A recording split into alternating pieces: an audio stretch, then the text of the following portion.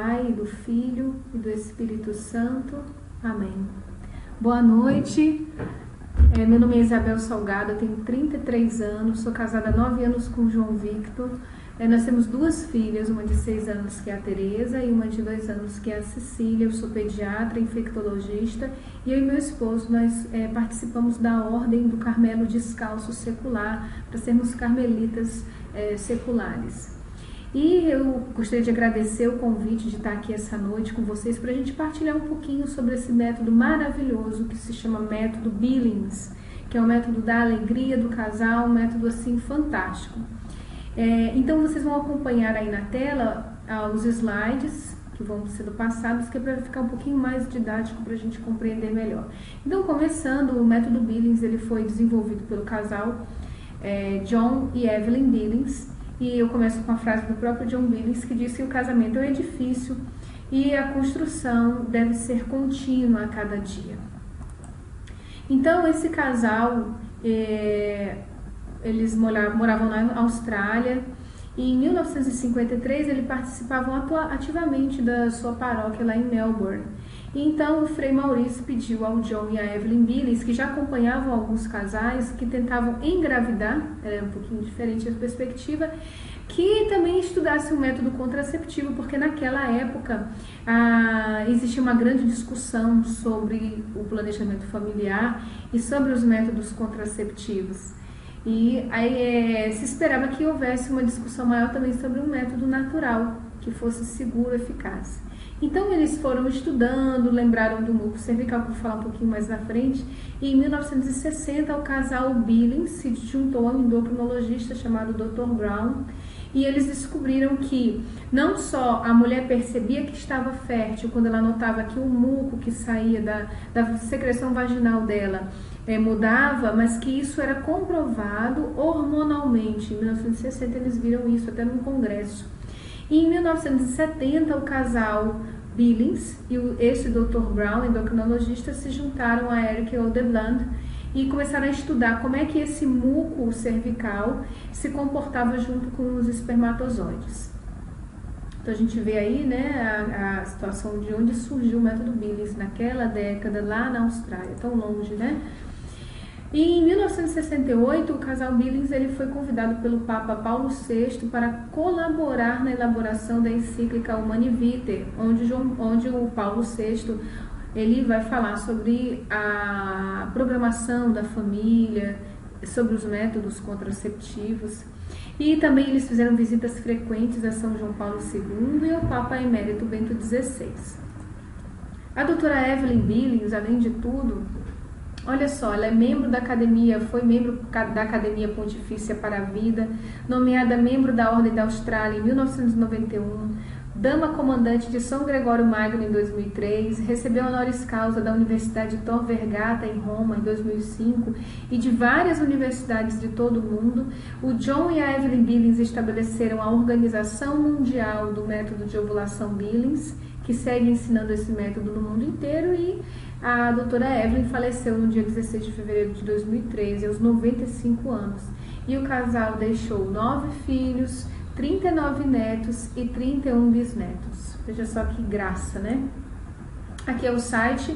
Quem quiser acessar, existe um site oficial mundial de divulgação desse método, que é o billings.life. Então, se você digitar, você acha, ela é muito legal, tem várias dúvidas, até para também quem deseja engravidar. Muito bem, então para começar a falar sobre os métodos contraceptivos, a gente sabe que tem métodos contraceptivos, significa que é para evitar a concepção, né? Evitar a gestação. Então nós temos os métodos naturais e os métodos artificiais. O que significa um método artificial? É tudo aquilo que é usado para barrar a gestação, que não é natural, tá? Então aí vocês podem visualizar as pílulas, de repente até a pílula do dia seguinte, preservativo feminino, preservativo masculino, o uso do DIU, são vários métodos. Também outros tipos de contraceptivos hormonais, que são esses adesivos que coloca na pele, ou então até mesmo aqueles de aplicação intramuscular.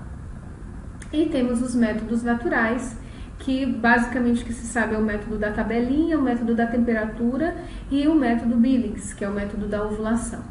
Bom, quanto aos métodos artificiais, não faz sentido a gente entrar aqui nesse assunto, porque a gente vai falar de método Billings, tá? Só lembrando que o DIU, ele é abortivo, não há dúvida, o método do DIU, ele é abortivo, e a pílula anticoncepcional, em algumas situações, pode ser abortiva. Eu vou explicar rapidamente na frente para quem tem alguma dúvida.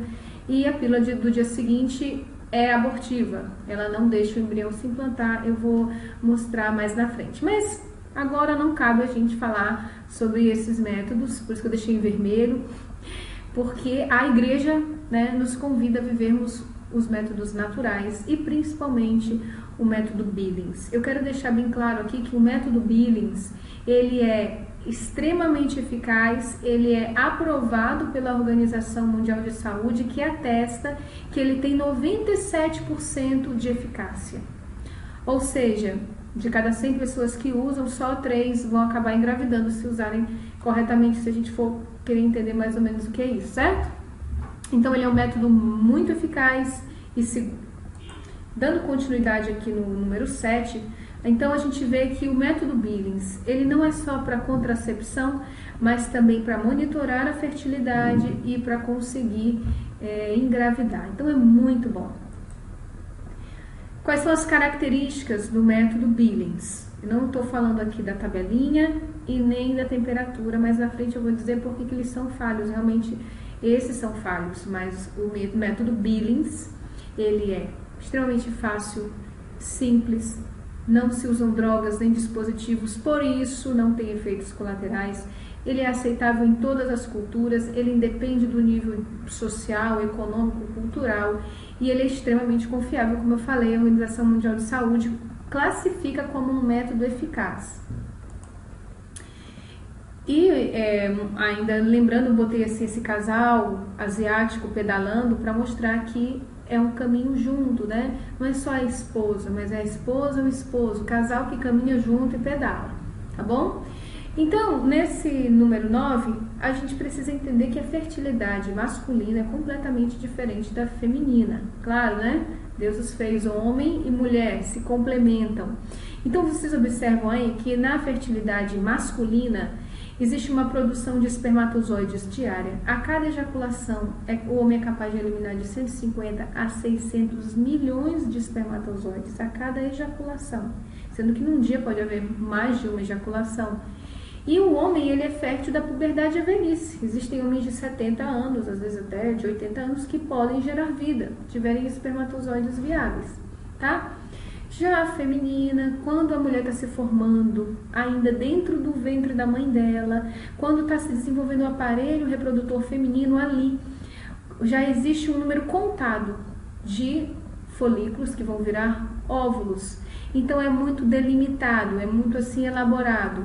É uma fertilidade cíclica que depende da ovulação, que eu vou ter um período fértil aí de 5, no máximo a 7 dias num mês. Mas a gente sabe que o óvulo, ele dura de 12 a 24 horas, um óvulo, diferente daquele monte de espermatozoide. E a mulher só libera um óvulo. Quando ela libera 2 óvulos, ela vai ter gêmeos, que é raro, é um pouco difícil de acontecer, que são aqueles gêmeos diferentes, tá?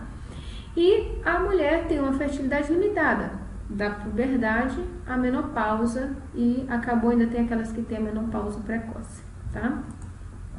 Então, aqui no número 10... só para ilustrar, para a gente lembrar um pouquinho, para a gente se situar, como é o aparelho reprodutor feminino. Então, a gente tem lá embaixo ali a vagina, seguida do colo do útero. Colo significa pescoço, é como se fosse o pescoço onde vai vir o útero. E aí, então, as duas trompas, as trompas de falópio, né? A direita e a esquerda, culminando com os ovários, tá? E aqui a gente observa no número 11... como é que se dá naturalmente. O corpo da mulher foi feito para ser fecundado, tá? Então, o que é que se espera? O que todo mês o organismo da mulher fica esperando? Uma fecundação. Essa é a natureza da mulher, ela fica esperando ser fecundada. Então, os espermatozoides penetram, né, na vagina, colo do útero, corpo do útero, e vão até na trompa, próximo ali do ovário. É interessante a gente perceber que a mulher, ela ovula e o óvulo ele fica ali no comecinho da trompa de Falópio. E aí ele fica esperando ser fecundado, e ele vai viver no máximo 24 horas. Se ele for fecundado, que é o que a gente olha aí sim o embrião, o óvulo com o espermatozoide, que não são mais dois, mas um só, que é o embrião, que é um ser humano, já tem uma alma, nós sabemos disso, ela vai migrando pela trompa, isso dura assim uns 3 dias até ele poder se implantar no corpo do útero, no útero. Então, por quê? Porque se o embrião se ele se implantar lá, vai fazer uma gestação tubária que é incompatível com a vida, tá? A mulher, infelizmente, tem que tirar. Então, vai migrando e se implanta no útero. E aí, aqui que eu vou falar a questão do DIU e da pílula do dia seguinte. O DIU, ele é um dispositivo, geralmente em forma de T, que ele pode ser à base de cobre, e às vezes ele libera alguns hormônios como progesterona e estrogênio. Ele fica ali dentro do útero, visualize aí o útero, ele fica dentro do útero. E esse pequeno aparelhinho, ele vai fazendo uma inflamação no útero e vai deixando esse útero atrofiado. Então, infelizmente, se o embrião, o óvulo foi fecundado, ele vai migrando, passa 3 dias, o maior trabalho que ele tem na hora que ele chega no útero, ele não vai encontrar um ambiente propício. Esse que é o mecanismo do DIU. Deixa tão inflamado, tão atrofiado, que o embrião, quando chega lá, ele não consegue se fixar. E aí ele sai. Então, é por isso que ele é um aborto, né? E, por exemplo, a pílula do dia seguinte é também para que esse embrião não se implante. Então, a mulher toma doses altíssimas de hormônio, para que haja uma inibição também dessa implantação do embrião no corpo do útero. Então, esses métodos, sem dúvida nenhuma, são abortivos, né? E aí, não precisa nem dizer, né? Infelizmente, não convém a nós cristãos. Bom, mas a pílula anticoncepcional, o objetivo dela, primordial, é inibir a ovulação. Então, a pílula vai inibir a ovulação. Bom, mas existe uma certa dose de progesterona que pode causar uma atrofia do endométrio, que é a parede do útero. Então, esse útero ele pode ficar atrofiado depois de tanto tempo de uso da pílula. E a gente sabe que a pílula anticoncepcional é o seguinte, a pessoa tem que tomar naquele horário, no dia, todo dia, senão pode haver uma liberação e a mulher ovula. Se a mulher atrasa o horário, deixa de tomar naquele dia, ela pode ovular. Então, ela ovula, se ela tiver o ato conjugal com seu esposo, se ela tiver relação sexual, vai fecundar, esse embrião vai migrar. E dependendo de como tiver esse útero, do tempo que ela está usando, do tipo do anticoncepcional, pode não conseguir implantar, por essa atrofia também hormonal. Então, assim, claro, a pílula, o objetivo dela é não ovular, mas ela também tem esse efeito colateral de atrofia do útero, de não deixar implantar, certo? Bom, isso aqui foi só para dar uma pincelada, que às vezes as pessoas têm muitas dúvidas e eu gostaria de poder ajudar em relação a isso. Mas vamos que vamos. Vamos aqui para o método Billings. Então, nesse número 12, a gente observa o ciclo, né? A gente fala assim, ciclo menstrual, lembra da tabela, né? Mas aqui ele ilustra em forma de círculo, né? É um ciclo. Então, o primeiro dia, do ciclo menstrual, é o dia que a pessoa fica menstruada. Isso vai durar em torno de 4 a 5 dias. Tem mulheres que ficam 1 semana, tem mulheres que ficam 10, e daí, por essa variação, já acham que não seriam capazes de fazer o método Billings. Mas a gente vai ver que isso não tem nada a ver. O tempo do ciclo não vai influenciar, porque o principal do método Billings é o muco ovulatório. E o que é esse muco ovulatório? Então vamos lá. Vocês estão vendo aí no número 12, a mulher menstruou, ficou ali sangrando, né? Você percebe a imagenzinha do sangue caindo, no 6º dia parou de sangrar. E aí ela vai ter alguns dias em que vai se preparar para ovular. Vocês estão vendo ali, do dia 6 ao dia 10, está havendo uma preparação para a ovulação, mas ainda não ovulou. Nesse período ela é infértil. Aí, do dia 10 ali até o 16, mais ou menos, é considerado o período fértil, onde ela começa a liberar um muco fértil, que é uma secreção que sai pela vagina dela, que ela pode observar ao fazer a sua higiene, após urinar, ela vai se enxugar com papel, vai observar aquela secreção ao tomar banho. Não é nada assim do outro mundo, ela não tem que introduzir nada para perceber se tem secreção ou não. Ela só mesmo ao passar a mão na região, fazer a limpeza da região vulvar, ela vai perceber isso, tá? Então ela percebe que existe uma secreção ali. Naquele período que ela nota essa secreção que vai ficando com uma consistência fértil, na verdade nesse período é o período que ela pode estar fértil, que ela vai ovular. Ali vocês olham, percebem que ela ovulou, aquele lugarzinho que estava redondinho, saiu o óvulo. Algumas mulheres, quando elas ovulam, elas sentem uma pequena dorzinha no pé da barriga, à direita ou à esquerda. Na verdade, essa dor é até chamada em medicina e ginecologia, chama de dor de Mittelschmerz. Ela realmente é comprovada cientificamente, porque nada mais é, na hora que o óvulo sai do ovário, sangra um pouquinho, e esse sangue irrita a cavidade peritoneal, que é a cavidade da barriga, do abdômen, e esse sanguezinho dá uma dorzinha que pode durar umas 24 horas. Então tem mulheres que sabem exatamente o dia em que elas estão ovulando, já outras não. Então o principal é sentir o muco. E aí depois, vocês vão ver ainda aqui no 12, que depois do dia 16, o óvulo já morreu, porque o óvulo dura de 12 a 24 horas, e aí tá livre, né? Vamos dizer assim. Então, nesse período aí, a mulher já tá infértil. Se naquele momento o casal está planejando,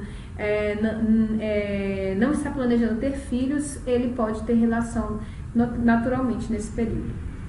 No número 3, eu só queria ilustrar para mostrar assim, o que acontece no corpo do útero, o que acontece com os hormônios e o que vai acontecer com o óvulo, né? Então, você visualiza aqui no 13, embaixo a gente tem bonitinho a imagem do útero.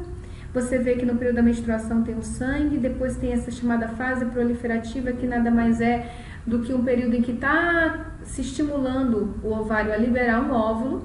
Aí bem ali no meio é liberado, e depois tem a fase folicular, em medicina a gente chama, mas que na verdade é já a fase que está esperando para ver se foi fecundado ou não. Resumindo, menstruou, espera ovular, ovulou, pronto, dura 24 horas, acabou, agora vai só esperar menstruar. É importante a gente saber que esse método não tem muito a ver com data, porque se a gente se prendesse à data, a gente sabe que a mulher ela é muito sensível ao meio, ela fica nervosa, então tem época que ela está muito estressada, e isso pode causar um atraso na ovulação. Uma doença, um problema familiar, tudo isso pode causar um atraso na ovulação. Mas a gente sabe que depois que ovulou, aí geralmente ela vai menstruar uns 14 dias depois. Isso aí é mais regular. Mas o período em que ela menstrua e que ela vai ovular é muito variável, né? Nós mulheres somos assim. Bom, então aqui no 14 você já vê que existe uma correlação do óvulo com o útero, né? Então você vê assim, que ocorre a ovulação mais ou menos no meio, pum, saiu, ovulou, e aí depois ele morre praticamente. Então, mas só para mostrar que a ovulação geralmente é no meio. Bom, aqui é para mostrar o que o Dr. Brown, o endocrinologista naquela época, confirmou com o casal Billings, que existe uma relação hormonal que tem a ver com LH, que é o hormônio luteinizante que ele está mostrando em vermelho, tá? Mas é só para saber. E é justamente nessa alteração hormonal que a gente vai observar a elevação da temperatura. Então, o método de você saber se está ovulando ou não só pela temperatura não é muito seguro, porque vocês estão observando aí que depois que a mulher ovula, ela fica com essa temperatura um pouquinho maior, geralmente 1 grau acima do basal dela, até menstruar, tá? O que acontece é que aquelas mulheres que desejam engravidar, estão observando isso e querem muito, então às vezes tem até uma dificuldade de engravidar e querem exatamente saber o dia que elas ovularam e não tem aquela dorzinha que eu falei pra vocês, aí elas percebem. Então como é que elas fazem? Todo dia, ao acordar, sem se mexer, afere a temperatura, axilar ou oral. Aí ela vê, não, 36, 36, 36, até que tem um dia que quando ela acorda tá 37, ela, opa, pode ser que hoje eu vá ovular. Mas não é nada assim muito exato, é só pra gente saber que existe essa alteração, essa correlação. No 17 é o mais importante. Esse 17 é o ponto-chave, porque ainda que você esqueça todos aqueles hormônios, a elevação da temperatura, se o óvulo vai para lá, vai pra... Bom, o mais importante é você saber e conhecer o muco ovulatório, que é o muco cervical, tá?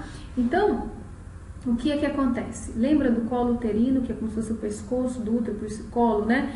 Tem a vagina e tem o colo uterino, que todo mundo fala, câncer de colo de útero, né? Colo uterino, e aí o útero. Então, o colo uterino, que é como se fosse a porta do útero, ele tem várias glândulas lá, como vocês podem ver aí no 17, ele tá mais ou menos a portinha do colo, né? Ele tem um furo, um orifício que liga a vagina ao útero. Então, ali tem muitas glândulas.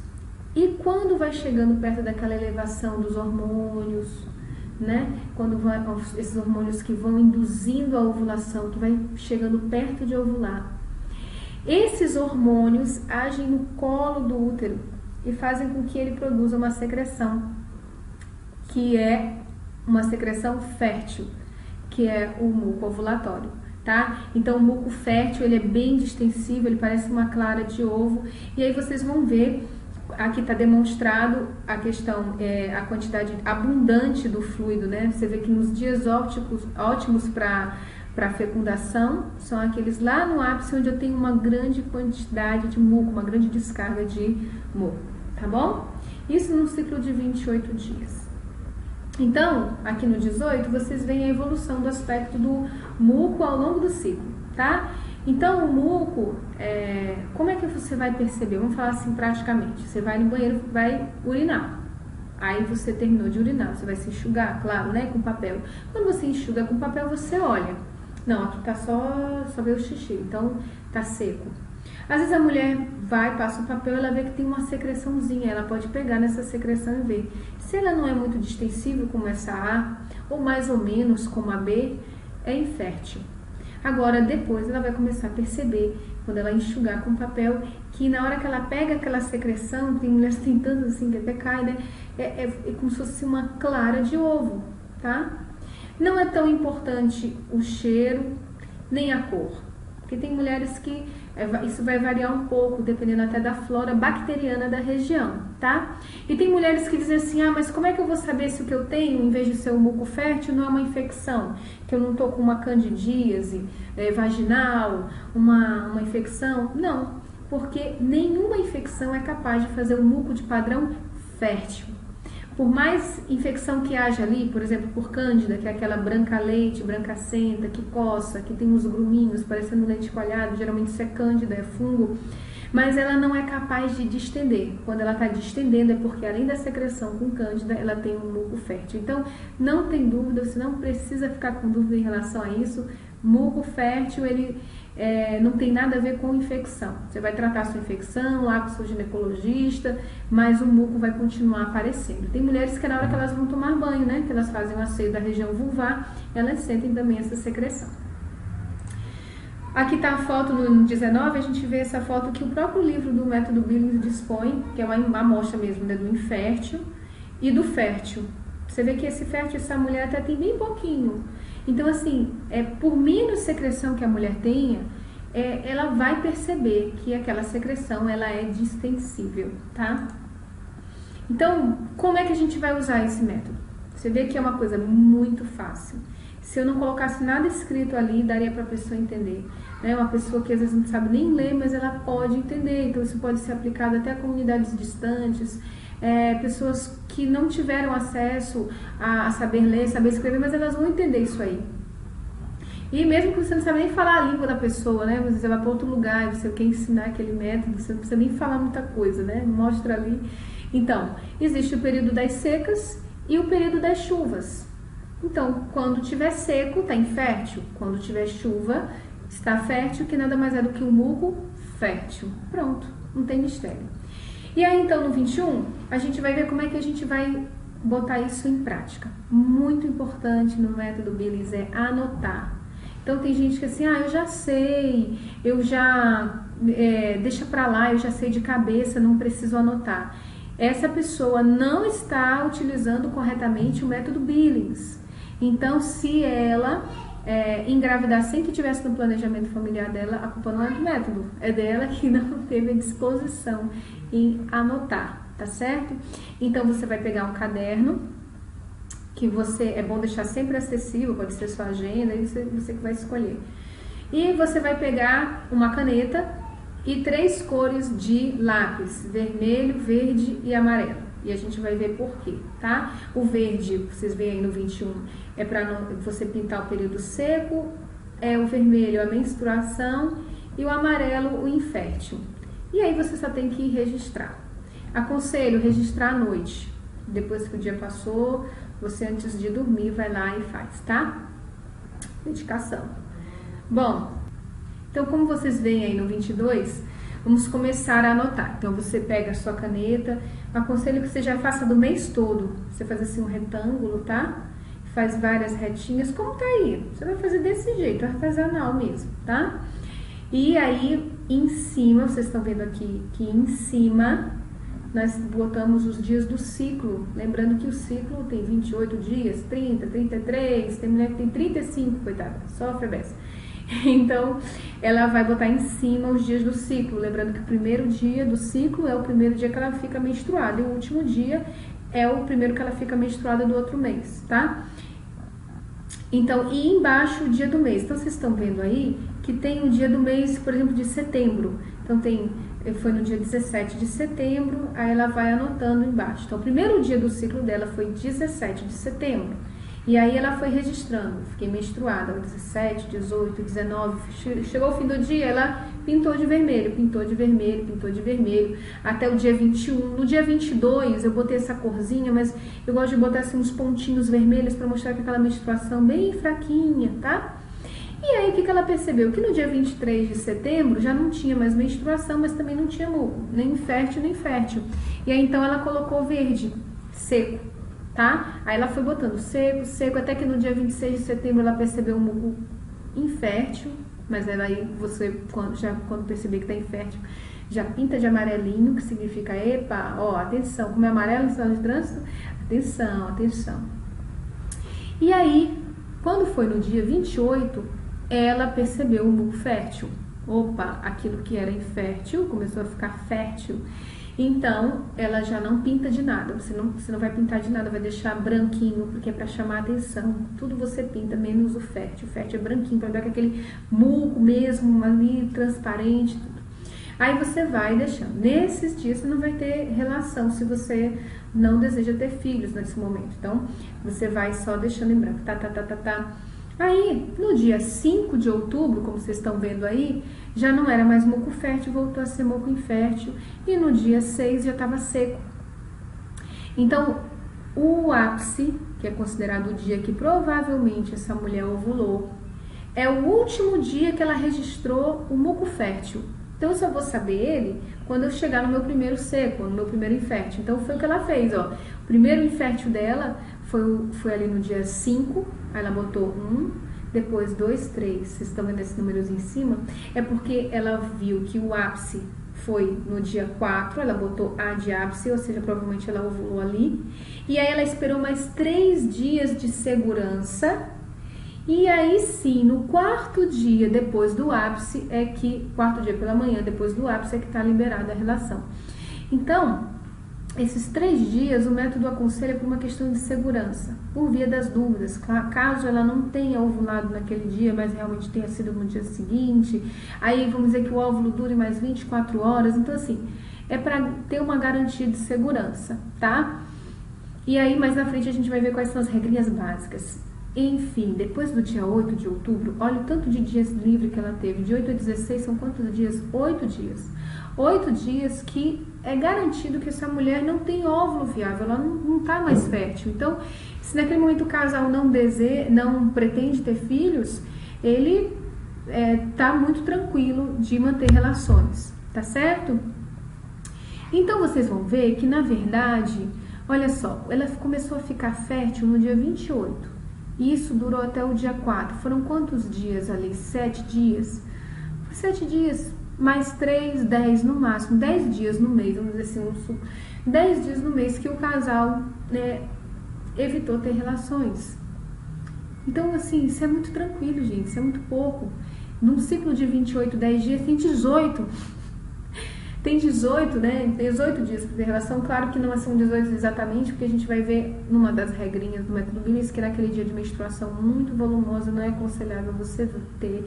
E eu vou explicar por quê, tá? Mas aí a gente vai ver. Mas de qualquer forma, é muito tranquilo, tá? Isso é até bom pro casal, porque existe aquela, olha, esses dias a gente não pode, né? Aí vamos esperar mais um pouco, daquela expectativa. Isso é muito bom, isso é muito fecundo pro casal. Bom, aí a pessoa diz assim, mas eu tenho um ciclo curto, então eu não vou ovular no 14º, eu vou ovular, porque tem gente que tem aquele conceito antigo, né, da tabelinha, que acha que menstrua bem no meio, que ovula bem no meio, no 14º. Ah, eu não vou ovular no 14º, eu vou ovular antes. Esquece tabelinha, esquece, deleta. Sua preocupação tem que ser no muco. Então, vamos ver o ciclo curto. Menstruou aqui no dia 17 de setembro, ficou 4 dias menstruada no máximo, aquele último dia mais fraquinho.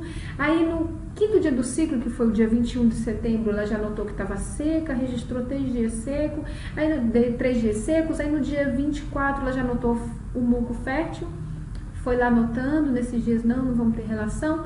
Aí, no dia 28, ela já notou o primeiro seco.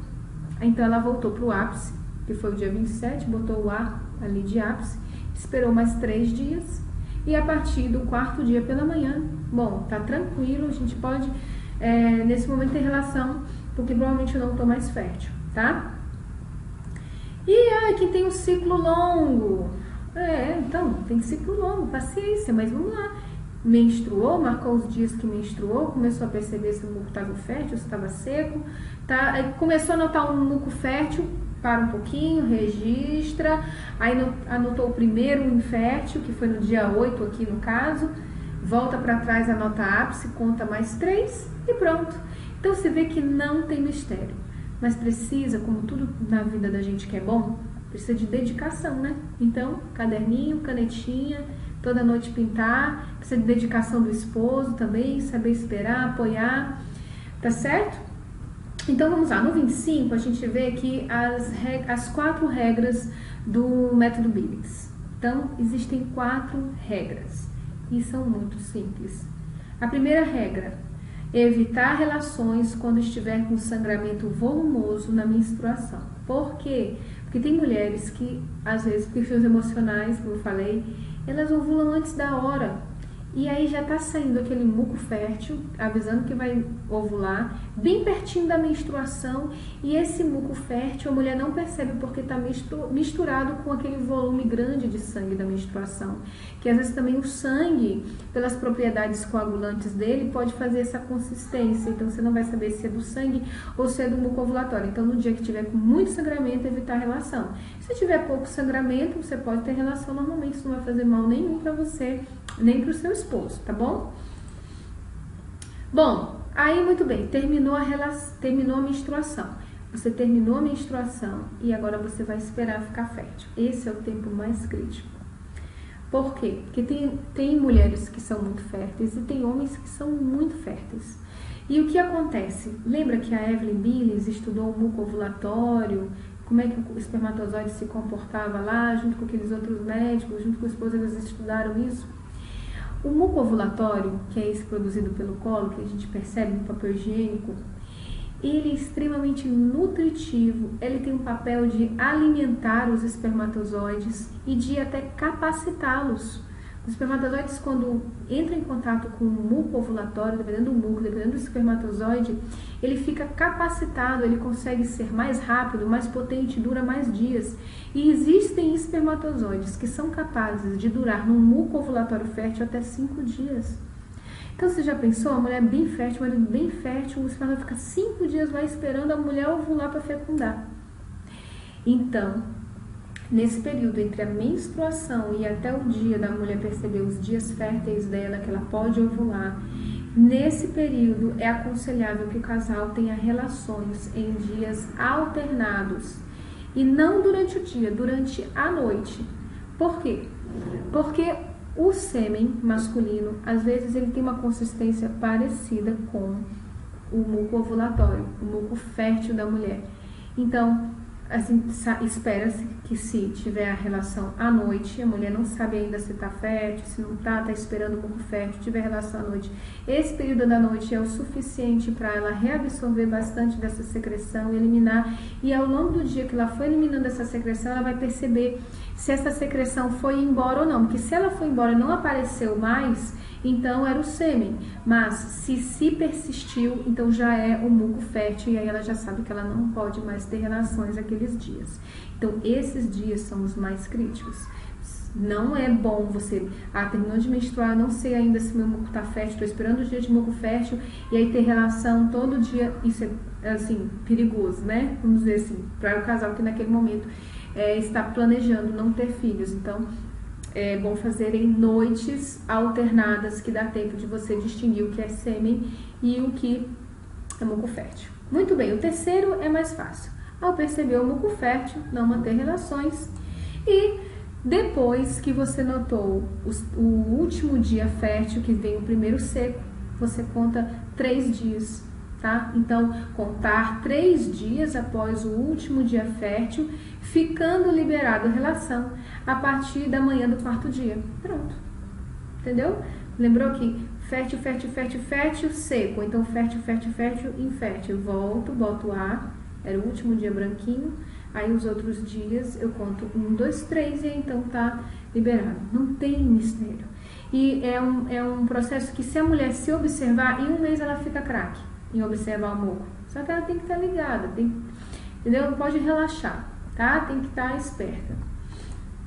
No 29, a gente vê o seguinte, que só pra gente confirmar essa questão de que é extremamente fácil, se resume em tempo das folhas que caem, que é a menstruação, tempo das secas, que eu vou botar de verdinho, e o tempo das águas, que eu não vou pintar de nada, que é o tempo fértil, depois seco de novo. E num dia ou outro eu posso notar aquele muco infértil, que é o amarelinho, que não tem valor nenhum. Atenção, mulheres, se você sempre tem um muco amarelinho, infértil, principalmente se ele coça ou se tem um cheiro, um odor mais fétido, parecido com peixe, vamos dizer assim, aí é interessante você procurar o seu ginecologista, que você pode estar com uma infecçãozinha, importante você tratar, tá bom? Isso é só uma dica de saúde. Aqui no 30, só pra gente encerrar, falando da maravilha que é ser chamada ao matrimônio, agradeço muito a Deus, estou muito feliz de ser casada. E aqui o Papa Pio XII escreveu em 1951 que o Criador, que em sua bondade e sabedoria desejou conservar a raça humana por intermédio do homem e da mulher, unindo-os no casamento, igualmente ordenou que, ao cumprir essa função, o marido e a mulher experimentem o prazer e a alegria em sua carne e em seu espírito. Buscando e gozando desse prazer, os casais nada fazem de mal, apenas aceitam aquilo que o Criador lhes deu. Então, casais que vivem o método Billings, eles, sem dúvida, eles experimentam mais da felicidade e do prazer.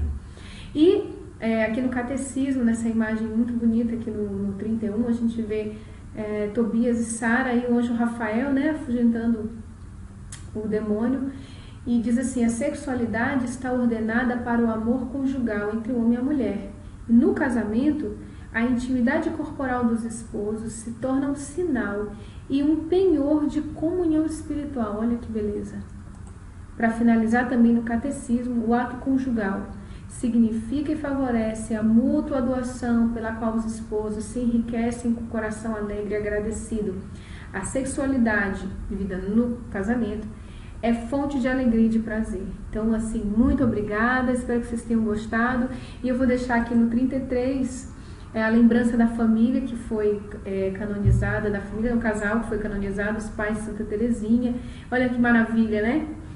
5 filhas religiosas, e ainda tem os 4 que eles perderam quando eram mais na infância, né? As crianças morreram ainda muito pequenininhas. Que graça, que bênção, mostrando que nós, casais, somos chamados também à santidade, gerar filhos para Deus. E aqui no 34, deixo meu e-mail, qualquer dúvida, se eu puder saber esclarecer, estou aqui à disposição. Muito obrigada, que Deus abençoe. Em nome do Pai, do Filho e do Espírito Santo. Amém.